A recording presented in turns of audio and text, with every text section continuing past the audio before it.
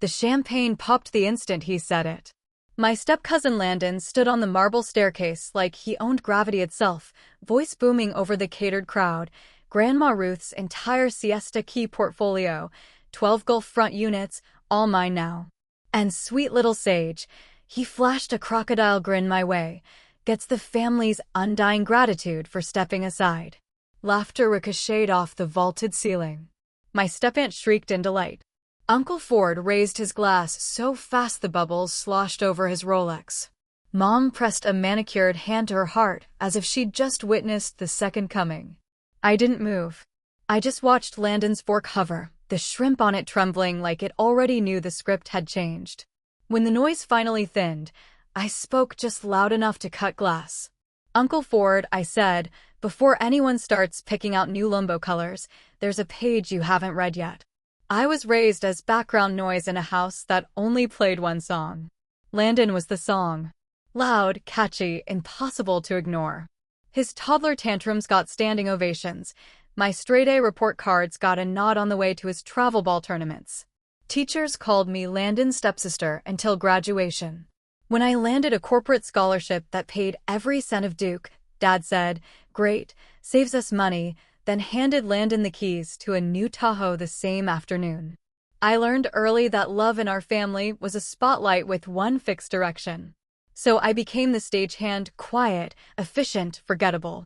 At 24, I moved to Charlotte. Real job, real apartment, real silence that didn't come with a side of comparison. I finally slept without waiting for someone else's name to be called first. Then Grandma Ruth summoned me to Sarasota. She was 91, sharp as ever, sitting on her sun porch with 2 locked briefcases and a look that could level cities. The first briefcase held 4 years of cooked books. Cash skimmed, fake vendors, maintenance charges for repairs that never happened. Landon had treated the rentals like his personal ATM. The second briefcase held the antidote, a pour-over will and a recorded trust executed 18 months earlier, while the family was busy toasting Landon's business genius. Every unit, every grain of sand, already retitled. Sole beneficiary and executor, Sage Rowan Calloway. She slid the key across the table. "Ink dries louder than blood ever screams," she said. "Keep this cold until they get warm." 6 weeks after her funeral, the invitation arrived. Celebrate Landon's new era.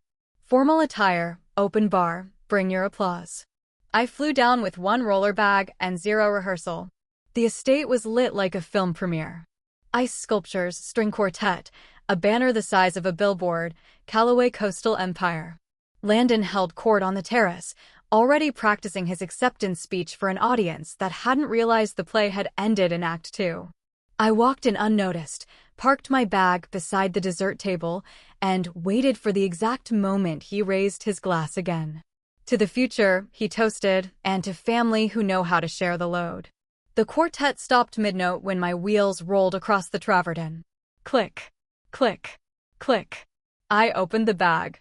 12 pristine deed folders fanned out like playing cards in a game everyone else had already lost. The trust sat on top, heavy cream stock, raised seal, Grandma's signature in perfect blue ink. The estate attorney, hired for the party to notarize congratulatory documents, went pale. He adjusted his glasses twice before finding his voice. "These were recorded last year. Irrevocable transfer.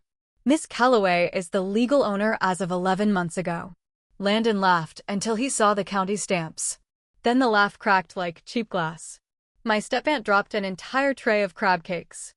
From the shadows near the bar, the housekeeper who'd worked for Grandma Ruth for 30 years spoke up quietly. I drove her to the title company myself. She tipped me with a smile and said, "Tell no one until the right someone already knows." Silence swallowed the terrace whole. I closed the bag, latched it, and met Landon's eyes for the first time all night. "The spotlight's mine now," I said. "Try not to trip on your way out of it." I was back in Charlotte by sunrise. The bag rode shotgun, lighter than air. I set the new deed copies in a cedar box on the top shelf, poured coffee, and watched the North Carolina sky turn peach over the skyline I actually earned. My phone stayed dark. No apologies, no bargains, no more scripts. Some victories don't roar. They just lock the door behind you and hand you the only key.